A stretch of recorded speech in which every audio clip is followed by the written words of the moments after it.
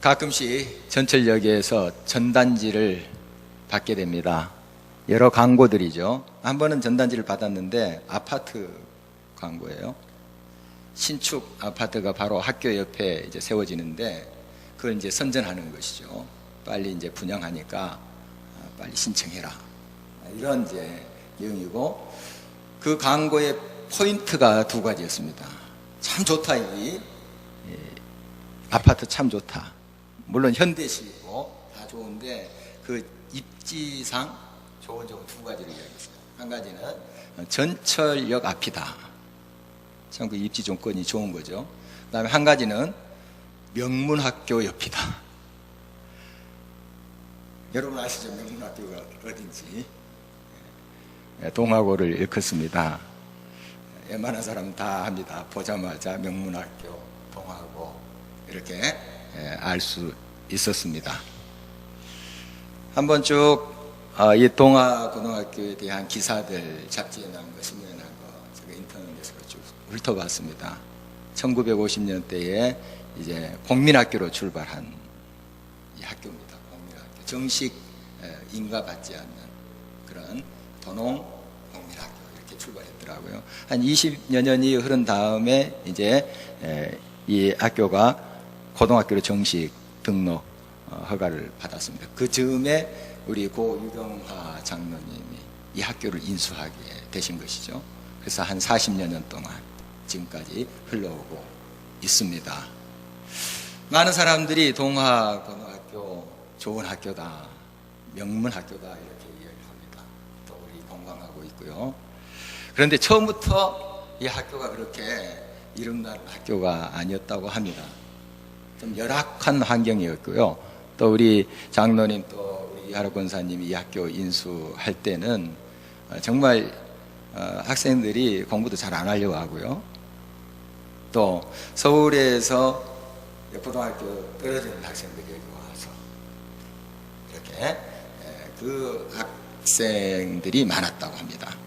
그러니까 또 비행, 소위 말하는 비행 청소년도 있고 그런 데 학교였는데, 이 학교가 정말 얼마나 많은 부분에서 그렇게 예를 썼는지, 그리고 신문 기사에는 무슨 청교도 정신으로 또 정말 모든 교직원들이 또 헌신해서 또 이렇게 됐다 하는 기사를 싣습니다. 그런데 저는 이 학교가 이렇게 명문 학교가 된 그 이유를 확실히 알고 있습니다.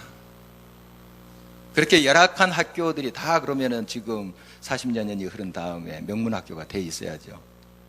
거기에 뭔가 있었던 것이죠. 또 지금도 뭔가 흐르는 것이 있습니다. 바로 그것이 눈물의 기도라고 저는 봅니다. 이건 신문 기사에 잘 밝히지도 않아요. 뭐 무슨 정신, 건학, 이념 뭐 이런 것은 좀 밝기도 하고 하지만은 우리 고 유경화 장로님과 이하로 권사님의 눈물 어린 그 기도를 아는 사람은 많지는 않습니다. 제가 지금 목양실 이제 옮겼는데요. 그 전에 목양실 그 밑이 바로 이사장실이었죠. 그래서 거기 지나치게 됩니다. 그래서 장로님이 차 한잔 하시고 가세요. 그래서 거기서 여러 인생 이야기 많이 듣습니다. 또 우리 한국 교회사에 기록되지 않는 그러한 평양에서의, 이북에서의 그러한 여러 역사들을 생생하게 들을 수 있었어요. 얼마나 귀한 그런 시간이었는지 모릅니다. 또 자신의 삶의 이야기, 교회들을 세워간 이야기들, 그리고 이 학교를 눈물로 세워간 이야기들, 아주 감동이었어요. 그런 눈물의 기도가 있기 때문에 지금의 이 모습이 있는 겁니다. 그저 하늘에서 뚝 떨어진 것이 아니라는 사실이죠. 눈물로 씨를 뿌린 자는 반드시 기쁨의 단을 가지고 오는 법입니다. 지금도 하나님은 크고 놀라운 일을 이루십니다. 지금도 여러분의 삶, 우리 공동체에, 또한 이 나라 민족 위에 놀라운 일을 행하시는 주님이십니다. 살아계신 하나님, 지금도 역사하시는 하나님이시죠. 오늘 말씀은 이스라엘 백성들이 바벨론이라는 나라에 포로로 잡혀갔다가 그 사람들이 풀려났습니다. 그래서 고국으로 돌아오면서 예루살렘 성을 바라보면서 그것을 향하여 올라가면서 불렀던 찬양서예요. 그냥 활자로 돼서 감흥이 잘 느껴지지 못하겠지만 막 엄청난 소리입니다. 환호성이에요. 막 춤추면서 하나님을 찬양하라 하면서 외치는 그러한 본문의 말씀입니다. 너무너무 기쁨이 차는 것이죠. 이게 꿈이냐 생시냐 하는 그러한 말인 것이죠. 정말 영원히 포로 생활에서 벗어날 수 없을 것 같은 그러한 절망 속에 있었는데 하나님이 그 은혜로 그들을 포로에서 풀려나게 하시고 꿈에도 그리던 그 고국 땅을 밟게 하셨으니 얼마나 기쁘겠어요. 그래서 오늘 1절 2절 이렇게 그들은 외치고 있습니다. 여호와께서 시온의 포로를 돌려보내실 때에 우리는 꿈꾸는 것 같았도다. 그때에 우리 입에는 웃음이 가득하고 우리 혀에는 찬양이 찼었도다. 그때 문나라 가운데서 말하기를 여호와께서 그들을 위하여 큰 일을 행하셨다 하였도다. 꿈꾸는 것 같았다. 좀 상상이 되십니까? 그 심학구가 신청이 자기 딸이 나중에 이제 왕비가 돼 있는 모습 보게 되잖아요. 다 눈을 뜨면서 그때 외쳤던 말이 있잖아요. 이게 꿈이냐 생시냐. 많이 들었던 이야기입니다. 정말 이런 역사가 바로 유대 땅에 일어난 것입니다. 이게 꿈이냐 생시냐. 저희도 일제강점기 36년을 거치고 해방을 맞이했죠. 그런 역사를 우리가 가까이 가지고 있습니다. 얼마나 감격했겠습니까? 가만히 앉아 있었겠습니까? 아, 기쁘도다 이러고 있었겠습니까? 막 뛰쳐나왔죠. 한호성 지르고 하지 않았겠어요? 이번에 월드컵 16강만 갔으면은 아마 굉장한 난리가 났을 거예요. 4강? 그것까지 바라보지 않더라도 8강만 되더라도 아마 이 나라 뒤집어졌을 것입니다. 막 서로 모르는 사람도 손잡고 막 뛰고 했을 거예요. 아마 그랬을 겁니다. 그 모습입니다. 막 더 기뻐서 정말 그 억눌림 가운데 포로 생활에서 꿈같이 거꾸로 지금 돌아왔으니 얼마나 기쁘겠습니까? 막 뛰면서 하나님을 찬양하는 모습입니다. 광복절 노래에 이런 가사가 있죠. 흙 다시 만져보자 바닷물도 춤을 춘다. 바닷물까지 춤을 춘다 하는 표현을 보니까 이 백성들이 얼마나 춤을 추면서 하나님 앞에 기뻐 찬양했겠어요. 바닷물까지 춤을 추는데 정말 이러한 역사가 우리 민족 가운데 있었고 지금도 하나님은 동일하신 역사로 여러분의 삶 속에 여러분 가정에 이 공동체에 함께 하신다는 사실 기억하시기 바랍니다. 하나님은 새 역사를 이루시는 분입니다. 그런데 보통 사람들은 이런 놀라운 역사가 다른 사람에게 나는 아니고 은연중에 그렇게 생각해요. 멀리 있는 이야기처럼 느낀다는 말이죠. 누군가 좀 운이 좋은 사람, 행운이 있는 사람, 그런 사람 것이지 나는 아니야. 나는 항상 병풍 추첨하면은 한 번 돼본 적이 없어. 이런 사람들이죠. 나는 아니고. 여러분, 하나님의 놀라운 역사, 그 큰 일, 놀라운 일은 우리 모두에게 주어진 것입니다. 그 하나님 끝까지 기다리고 믿음으로 바라보는 모든 자에게 하나님께서는 동일하게 역사하신다는 사실을 잊지 말아야 될 것입니다. 세상 사람들조차 이 하나님이 이 놀라운 일을 그들을 위하여, 유대 민족을 위하여 행하셨다 이렇게 고백하고 있는 것을 보게 됩니다. 여러분, 느헤미야라는 사람이 있었습니다. 페르시아 제국의 높은 관직에 있었던 사람인데 유대인이에요. 이 사람을 페르시아 황제가 총독으로 세워서 그 유대, 그러니까 느헤미야 동족과 함께 귀환시킵니다. 가서 너희들 나라 재건해라. 다 무너졌다고 하고 성도 다 부서졌다고 하는데 가서 세워라 이렇게 했습니다. 와서 봤더니 말 그대로 엉망진창입니다. 성 다 불타고 성벽 헐어지고 정말 절망스러워요. 그러나 느헤미야는 하나님을 아는 사람이었고 하나님 앞에 눈물로 부르짖었던 사람이에요. 백성들과 함께 일어서죠. 그래서 우리가 다시는 부끄러움을 당치 말자. 일어나 건축하자. 그래서 그들이 세워갑니다. 그런데 문제가 없겠습니까? 주변에서 사마리아인들, 아라비아 사람들이 와서 자꾸 방해를 합니다. 무너뜨리려고요. 이런 환경이에요. 오히려 그런 환경 때문에 그들은 더 하나로 뭉칩니다.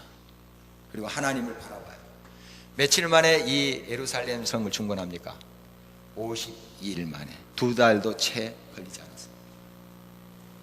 느헤미야도 놀랐습니다. 백성도 놀랐어요. 이거 계산이 안 나오는 거예요. 어떻게 이 어마어마한 성을 이 단기간에 건축할 수 있습니까? 대충이 아니고요, 철저하게 견고하게 재건한 거예요. 여러분, 그냥 평지에 자재 가지고 세우는 것보다도 이 무너진 것을 재건하는 게 더 어렵습니다. 또 다 긁어내야 되고 다 치우고 또 세우고 해야 되니까 시간이 더 많이 걸려요. 52일 만에 이 대역사를 끝내버립니다. 오히려 반대가 있어. 그 주변에 많은 공격이 있었습니다만은 그것 때문에 그들은 더 분발했고, 그 고난 때문에 더 그들은 일어서서 힘을 합해서 하나님의 능력을 힘입고 이 성을 건축했던 것이죠. 그들만 놀랐습니까? 주변에 방해했던 자들도 다 놀랐습니다. 아, 이런 기적이, 그 성을 무너뜨리려고 했던 여러 반대 세력조차도 이것은 여호와 하나님이 하셨다 하고 고백합니다. 성경에서 그 고백을 발견해 볼 수 있어요. 이건 도저히 우리의 계산은 나올 수 있는 것이 아니라 하나님이 하셨도다. 여러분, 이 역사가 느헤미야에만 있겠습니까? 그 당시 유대 민족에만 있겠습니까? 아닙니다. 동일하신 하나님, 지금도 역사하시고 살아계신 하나님이 여러분의 삶 속에 같이 하십니다. 이 한국 교회에, 이 민족 가운데 함께 하십니다. 그 하나님을 우리가 바라보면서 믿음으로 나가야 될 것입니다. 정말 하나님의 역사는 지금도 유효하다는 것입니다. 놀라운 일, 정말 그 앞에 춤추게 하는 일들이 여러분의 삶 속에 기다리고 있습니다. 아니, 현재 여러분의 삶 속에 일어나고 있어요. 보세요. 믿음의 눈으로 보고 기다리시고 기대하시기 바랍니다. 하나님은 역사하고 계십니다. 그런데 이러한 놀라운 역사를 하나님이 물론 이루세요. 하나님께서 은혜를 베풀어 주십니다. 그러나 우리의 응답을 하나님이 꼭 원하신다는 거예요. 자식들한테 다 여러분 퍼줘 보십시오. 다 입혀주고 그냥 뭐 달라나면 다 줘보십시오. 그 자식이 제대로 서겠습니까? 다 준비하고 있어요. 준비하고 다 주고 싶은 마음이 있어요. 그러나 응답을 기다립니다. 그래야지 자식이 그것을 받았을 때 바로 설 게 아니에요. 하나님께서 우리를 향해서 예비하신 것은 놀랍습니다. 정말 꿈만 같은 그런 역사들을 준비하고 계세요. 여러분 가정에도, 또한 여러분 개인적인 삶에도 준비하고 계십니다. 이 대한민국 이 역사 속에서도 주님은 예비하고 계십니다. 자, 그렇다면 우리의 응답이 뭡니까? 눈물입니다. 눈물이에요. 여러분 자주 듣는 이야기지만 마중물이라는 게 있잖아요. 이 펌프질 할 때 바가지 물을 이렇게 붓잖아요. 그래서 펌프질 하면 그 지하수가 쫙 솟구쳐 올라옵니다. 그냥 마중물 없이 펌프질 해보십시오. 백날 해도 물 안 올라옵니다. 안 올라요. 이 물을 조금 넣고 막 펌프질하면 그게 마중물이 돼서 끌어올려요. 이렇게. 그래서 하염없이 지하수가 쏟아 나옵니다. 이게 마중물인데 바로 우리의 눈물이 마중물이에요. 하나님의 지하수는, 은혜의 지하수, 복의 지하수는 다음이 없습니다. 이 지구촌의 지하수는 언젠가 끝이 나겠죠. 한계가 있습니다. 그러나 하나님의 은혜의 지하수는 끝이 없습니다. 다음이 없습니다. 그 하나님의 기적의 지하수를 끌어올릴 수 있는 방법, 마중물, 눈물이에요. 눈물로 씨를 뿌리는 자는 결탄코 그 단을 가지고 돌아오리라. 주님이 약속하고 계십니다. 이런 약속들로 우리 성경 가득 차 있어요. 그 눈물 한 방울을 원하시는 거예요. 진실한 눈물, 그것을 우리 주님이 원하신다는 사실입니다. 여러분, 진실한 눈물은 변화를 일으킵니다. 변화를 일으켜요. 화학적으로 분석해 보면 뭐 짠맛, 염분 좀 있는 거예요. 보잘것없습니다. 그리고 여러분이 평생 눈물 흘린 것을 병에 담아보면 주스병 한 병도 안 된대요. 많이 흘릴 것 같습니다. 얼마 되지도 않아요. 그 작은 눈물방울이 마중물이 돼서 하나님의 기적을 끌어올린다는 사실이에요. 여러분, 지금은 이 마중물 눈물을 흘려야 될 때입니다. 하나님의 기적을 원하십니까? 여러분 개인적으로, 가정적으로, 공동체적으로 이 나라의 민족 가운데 하나님의 손길과 회복과 해방의 자유의 역사를 기대하십니까? 마중물을 부으십시오. 눈물의 기도입니다. 눈물의 기도입니다. 미국 작가 월터 방게린의 글입니다. 이 월터라는 사람이 그 초등학교 2학년 매튜라는 그 아들이 있었대요. 그런데 이 아들이 만화책을 좋아해요. 그래서 도서관에 가서 이제 만화책을 빌리지 않겠습니까? 그런데 도서관에서 하염없이 책을 빌려주지 않죠. 뭐 몇 권 이렇게 제한이 있어요. 그런데 많이 보고 싶은 거예요. 그래서 책을 빌려오면서 말하지 않고 몇 권을 빌려온 거예요. 뭡니까? 훔친 거예요. 도둑질한 거죠. 말하지 않고 왔으니까. 이걸 아빠가 한 거예요. 이 월터라는 아빠가 한 거예요. 헛되게 나무랬죠. 너 이거 도둑질이야. 도둑질이야. 너 그러지 마. 아무리 너가 만화책 좋아한데도 말씀드리고 또 적어놓고 이렇게 와야지.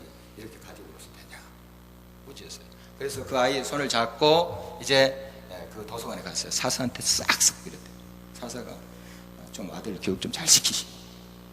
그런 핀잔을 이제 받으면서 잘 시켰으면 싹싹 그랬어요. 그리고 이 아들 매트도 이제 잘하겠다고 하지 않겠어요? 아니니까 초등학교 2학년이니까 아빠 잘할게요. 그런데 좀 또 시간이 지나니까 또 그 버릇이 나는 거예요. 또 가지고 온 거예요. 말씀도 안 드리고. 그래서 또 혼낸 거예요. 말로. 너 그러면 안 된다. 그게 몇 번 반복됐어요. 야, 이래서는 이게 안 고쳐지겠구나. 작심하고 이 아이를 무릎에 딱 엎드려 댄 다음에 손바닥으로 엉덩이를 그냥 5번이 때렸다. 푹 타서. 그러니까 그 아이의 눈에서 닭똥 같은 거냐 눈물이 푹 흘리는 거예요. 그러면서 그 아이를 거기다 앉혀놓고 아빠가 밖에 나갔다 돌아올 때까지 또 반성하고 있어. 하고 이제 밖에 나갔는데 문을 닫자마자 눈물이 쏟아지더래요. 그래서 이제 울음소리를 찾으면서 흐느끼면서 이렇게 가서 이제 세수하고 이렇게 돌아오는데, 이 아이가 이제 변하기 시작했습니다. 그리고 나중에 이제 한 이때가 지났어요.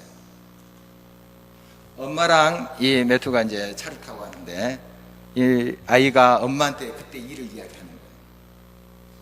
그때 자기 일을 솔직히 이렇게 이야기해서 요즘은 이제 책 같은 거 제가 그냥 가지고 오지 않아요. 그리고 또 물론 다른 어떤 것도 친구들 건 제가 손대지 않아요. 그 이후로부터 이런 이야기를 했어요. 그랬더니 엄마가 이제 이런 말을 하는 겁니다. 그때 아빠가 너무 세게 때려서 그 아픈 기억 때문에 그런 거니? 그랬더니 이 매튜가 이야기합니다. 아니에요, 엄마. 저는 방 밖에서 아빠의 울음소리를 들었어요. 아빠의 울음소리를 들었어요. 그때 변한 거예요. 아파서 매 맞아서 앞으로 이러면 더 매 맞겠다가 아니고, 그래서 고친 게 아니고 그때 방 밖에 있는 아빠의 울음소리를 들었어요. 여러분, 진정의 눈물은 사람을 변화시킵니다. 새롭게 합니다. 우리 그 유명한 성 어거스틴의 이야기도 알잖아요. 방탕했던 어거스틴, 그 엄마 모니카 이야기 우리가 많이 듣고 있잖아요. 정말 얼마나 속이 썩었겠어요. 무너졌겠어요. 눈물로 기도합니다. 눈물로. 암브로시우스 감독, 요즘 말하는 목사님이죠. 감독이 이야기해요. 눈물의 기도의 자식은 결코 망하는 법이 없습니다. 눈물 냈어요. 끝까지 주님을 바라보세요. 눈물의 자식은 망하지 않습니다. 여러분, 눈물은 변화시킵니다. 그래서 성 어거스틴은 기독교 역사상에 하나님 나라 건설에 얼마나 별처럼 빛나는 인물이 되었습니까? 그를 닮고자 하는 사람들이 얼마나 많습니다. 눈물의 자식 결코 망하지 않습니다. 눈물로 씨앗을 뿌린 자는 결탄코 기쁨의 달을 가지고 오는 법이. 시편 119편 136절 말씀 보면 시인은 이렇게 노래를 합니다. 그들이 주의 법을 지키지 아니함으로 내 눈물이 시냇물같이 흐르나이다. 정말 눈물을 흘리면서 지금 기도하고 있는데, 시냇물처럼 눈물을 펑펑 흘리면서 기도하고 있는데 뭐 때문에 이런가요? 그들이 하나님의 말씀을 떠나서 세상적으로 자기 멋대로 자기 중심적으로 사는 것이 너무 가슴 아파서 펑펑 울고 있는 거예요. 눈물이 시냇물처럼 흐른다. 여러분, 진정한 눈물은 변화를 일으키고 역사를 일으킵니다. 그런데 우리가 무엇을 위해서 기도할 건가 하는 것입니다. 자녀들을 위해서 여러분들이 많이 기도할 거예요. 자녀들 성공을 위해서, 좋은 직장, 좋은 학교, 좋은 배필 위해서 여러분 기도할 거예요. 물론 기도하세요. 그러나 중요한 것이 있습니다. 하나님 말씀대로 살게 해주십시오. 이것이 아픔이 돼야 됩니다. 이것이 눈물의 기도로 이어져야 되는 것입니다. 프란시스 세퍼 박사라는 분 아시죠? 라블이라는 그러한 쉼의 공간, 또 특히 젊은이들 와서 그곳에서 같이 하나님의 말씀을 깨닫고 쉼을 얻고 다시 힘을 얻어서 사회 속에 들어가서 일하고, 이런 일을 했던 분입니다. 물론 지금 이제 돌아가셨습니다. 1984년에 돌아가셨는데, 그가 마지막에 암으로 투병을 했습니다. 그 고통 속, 혹독한 그 고통 속에서 그가 젊은이들에게 피를 토하듯 외치는 말이 있었습니다. 여러분, 행복을 삶의 목표로 삼지 마세요. 젊은이들이 희둥거려졌어요. 눈이. 아니, 우리의 삶의 목적이 행복하기 위해서 사는 것인데 행복을 삶의 목표로 잡지 마세요. 이런 말 하는 거예요. 유언 같은 말이죠. 지금 막 피를 토하듯 곧 이제 죽게 되는데 그걸 마지막 말로 남긴 것입니다. 그리고 거룩함을 삶의 목표로 삼으십시오. 거룩함을 삶의 목표로 삼으십시오. 여러분, 자녀 위해서 여러분 기도할 수 있습니다. 건강하게, 성공하게 기도할 수 있습니다. 물론 그 기도 자체가 잘못된 것이 아닙니다. 그러나 하나님의 거룩함을 회복하지 않는 한 그 성공과 성취, 오히려 그 자녀 죽이게 될 거예요. 그런 이야기들을 우리가 옆에서 보고 있어요. 지금 얼마나 그 노력해서 높은 자리까지 가지 않습니까? 그렇지만 하루 사이에 모든 게 들통나서 추락해버립니다. 지금은 당장 내가 성공한 것 같고 많은 것을 취하고 행복할 것 같지만 그렇지 않아요. 하나님의 거룩함, 하나님과 올바른 관계 속에서 말씀을 따라서 사는 삶이 되지 않으면 이 모든 것이 다 무너진다는 겁니다. 여러분, 그러므로 여러분 자녀를 위해서 눈물로 기도할 것이 있어요.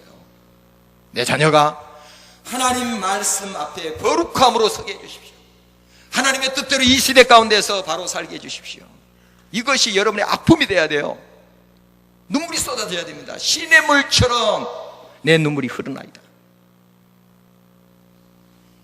이 진정한 눈물은 변화를 일으킬 것이며 사람을 새롭게 하실 것입니다. 여러분, 이런 마중물을 주님 앞에 내어 놓으시기를 바라는 것입니다. 어느 목사님의 글에서 읽었는데요. 이제 TV에 한 고위 공직자 나와서 사죄하는 모습이에요. 그 고위 공직자는 이제 자기가 그 직책에 있을 때 부정 축제를 했다고 그래요. 부정하게 돈을 받고 뇌물 받고 해서 집에다가 뭐 몇 박스 현금 이렇게 넣어두고 아마 그런 것 같아요. 이게 이제 다 들통나죠. 아무리 성공했다 해도 그런 식으로 사는 인생 결과가 뻔합니다. 결과가 뻔해요. 그래서 그게 들통나니까 그제서야 이제 사죄하는 거죠. 눈물 흘리면서. 그 목사님 사모님이 그 TV를 보면서 저 눈물 가짜다 그러더래. 저 눈물 가짜다. 여러분, 기쁠 때나 슬플 때 이 시신계 부교감신경이 있대요. 그걸 자극한대요. 자극하면 눈물이 나오는데 기쁠 때는 눈물 나오죠. 그때 그 눈물은 좀 물론 짠맛이지만 짠맛이 덜한대요. 그런데 화나고 분노 났을 때 흐르는 그 눈물은 이 분노 났을 때는 교감신경을 자극한대요. 그래서 그 눈물은 좀 더 짜대요. 프레이 박사라는 분이 이제 연구를 했는데 이 눈물마다 그 염도가 다르대요. 양파 깔 때 하품할 때 나오는 물하고 염도가 다르대요. 그런 걸 또 연구하는 분이 계세요. 그래서 여러 전문적인 용어를 사용하면서 그렇게 설명을 하고 있는 글을 봤는데요. 참 재미있었습니다. 그런데 이런 게 있대요. 또 진정으로 눈물을 흘릴 때는, 그런 감정에 의해서 흘릴 때는 이 눈물이 눈 가로 이렇게 흐른대요. 눈 가로. 그런데 하품하거나 연기할 때 흐르는 눈물은 눈 중앙에서 흐른대요. 저는 자세히 못 봤습니다만 그래서 읽는 겁니다. 그 아내가 그걸 아는가 봐요.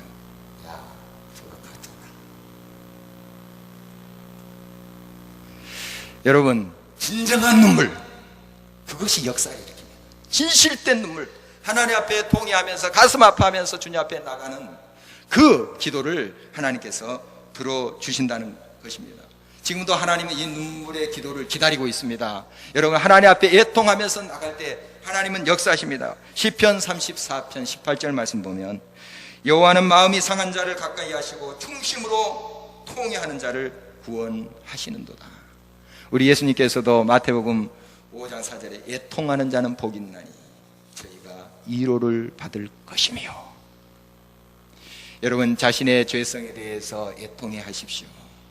자녀를 위해서, 한국 교회를 위해서, 이 나라 이 민족을 위해서 진정한 눈물의 기도가 필요할 때입니다. 그 마중물이 필요할 때예요.